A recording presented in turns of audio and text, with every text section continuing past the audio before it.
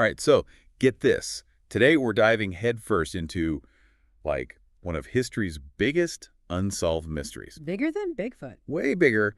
We're talking about the lost city of Atlantis. Okay, now that's a story that never gets old. Right.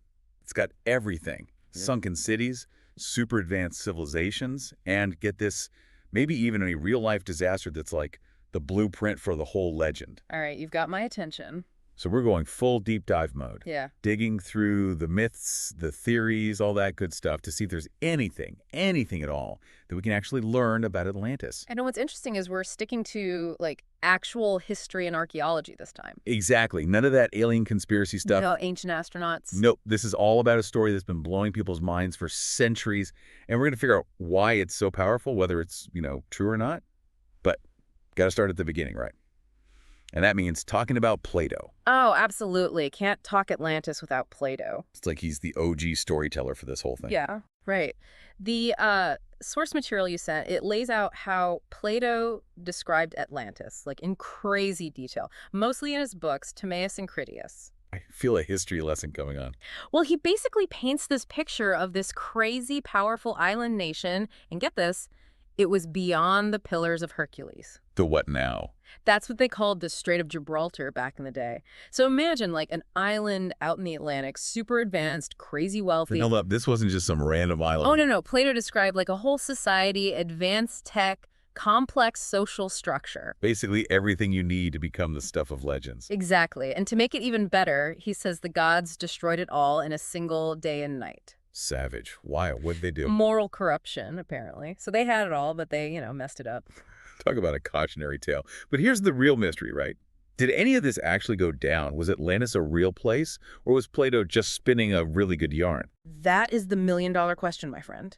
And get this, your source material dives into 4 main theories that people have been going back and forth on for centuries. Okay, I am so ready to unpack these theories. Hit me with number 1. All right, so theory number 1, Atlantis never existed, at least not as a real city. Wait, so you're telling me Plato just made the whole thing up? That's what this theory says. It's saying Plato created Atlantis as like a fictional morality tale. Okay, but if Atlantis was fake, why go to all that trouble to describe it, like, in such detail? Well, don't forget, Plato wasn't just some storyteller. He was a philosopher, right? Like, big-time thinker. Deep thoughts kind of guy. Exactly. He was all about using stories, metaphors, to explain his philosophical ideas.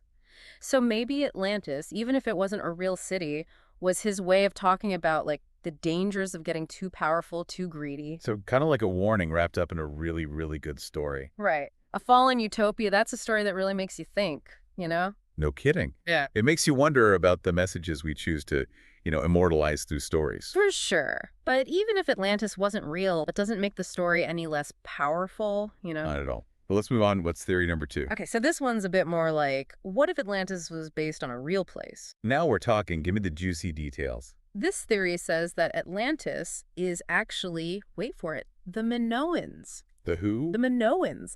They were this super advanced civilization on the island of Crete thousands of years ago. Okay, I'm vaguely remembering them from history class. They had, like, cool art, right? Yeah, they were way ahead of their time. Amazing architecture, beautiful art, huge trade networks, like the ultimate sophisticated society.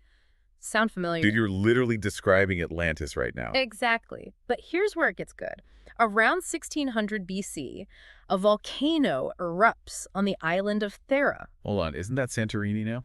Bingo. And this eruption, man, it absolutely wrecked the Minoans. We're talking tsunamis, ash, the whole shebang. Whoa. Total natural disaster. Okay, so you're saying Plato could have heard about this advanced civilization, the Minoans, and their sudden crazy disappearance, and been like, yep, that's my Atlantis. It's possible, right? The timeline kind of fits. And those Minoans, they were doing things that most civilizations back then couldn't even dream of. Plus vanishing almost overnight. Totally fits the whole lost city swallowed by the sea vibe. Right. Like a real-life disaster becomes the seed for this legend that's lasted for centuries.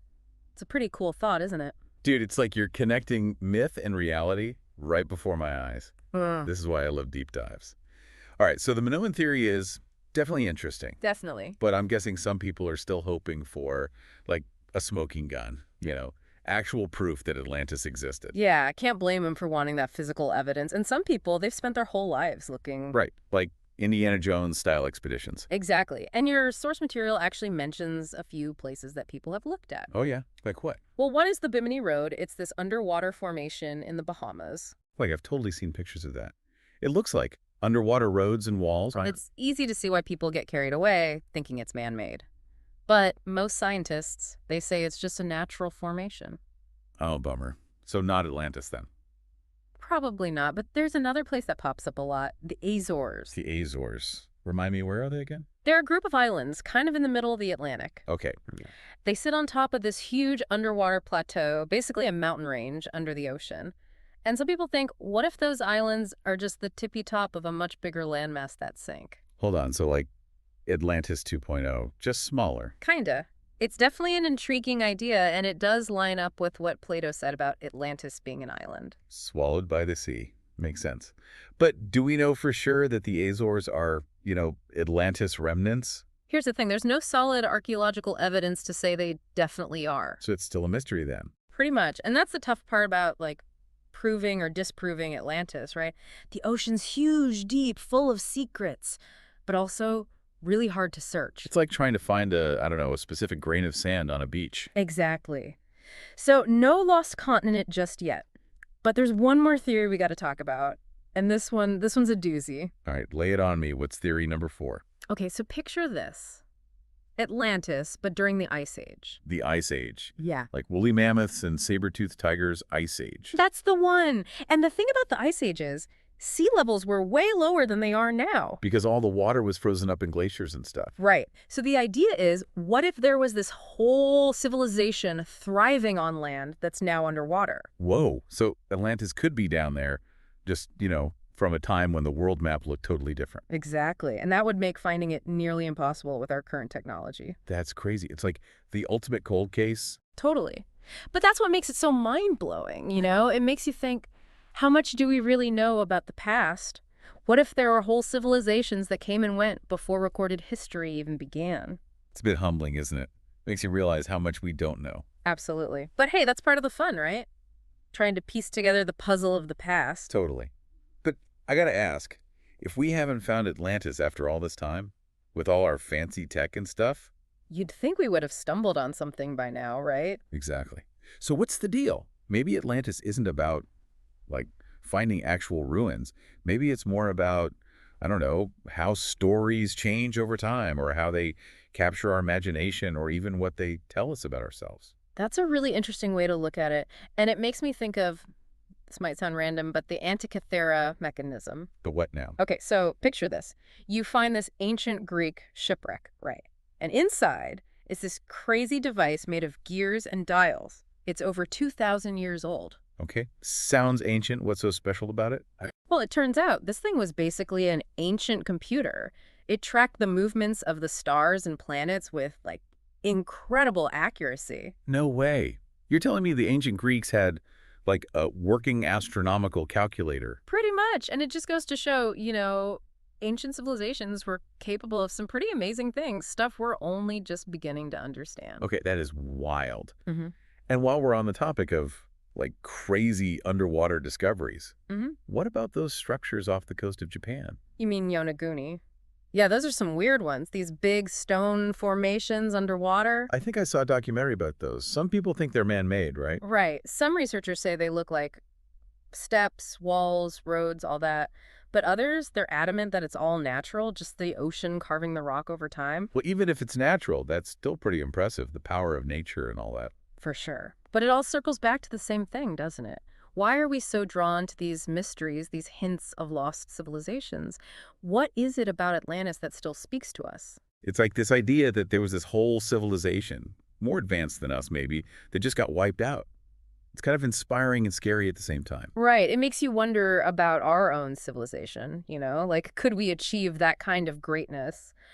Or are we doomed to fail just like them? And that's probably why everyone from novelists to movie makers is still so obsessed with Atlantis. Mm. I mean, come on. Lost cities, hidden knowledge, it's the perfect material. Yeah, it's like the symbol, this archetype that we keep coming back to, this idea of paradise lost. It resonates with something deep down, Totally. So even if we never find, like, a brick from Atlantis, the story still has this power, right? It makes us question, makes us think about bigger things. Exactly. It's about acknowledging that we don't have all the answers. And honestly, that's pretty exciting. It definitely keeps things interesting. So big picture time. We've covered Plato's version, the whole Minoan connection, the lost continent idea, even Atlantis is an Ice Age thing. What's the one thing you want our listeners to walk away with after this deep dive? For me, it's about remembering that history is more than just dates and names in a textbook. It's full of mysteries, and sometimes searching for the answers is just as important as actually finding them. It's about keeping that sense of wonder alive. I love that. And speaking of wonder, there's this one thing that keeps popping back into my head. It's like a total brain teaser. Mhm. What if Plato made the whole thing up? I mean, what if Atlantis was just a story, his way of warning people about getting too big for their britches? Okay, I see where you're going with this. But here's the thing. If it was just a story, why are we still so obsessed with finding it thousands of years later? That's the power of a good story, right? Yeah. It speaks to something inside us, this need to believe in something bigger than ourselves, something extraordinary, even if it's hidden at the bottom of the ocean. It's like we need a little mystery in our lives, you know? Something to keep us guessing. For sure. And hey, who knows, maybe one day we'll find the proof. Or maybe the real discovery is all the questions we ask along the way. Now that is a perfect note to end on. A little mystery, a whole lot of questions, and the journey to find the answers. Ooh. Thanks for joining us on this deep dive into Atlantis, everyone. Until next time, keep exploring.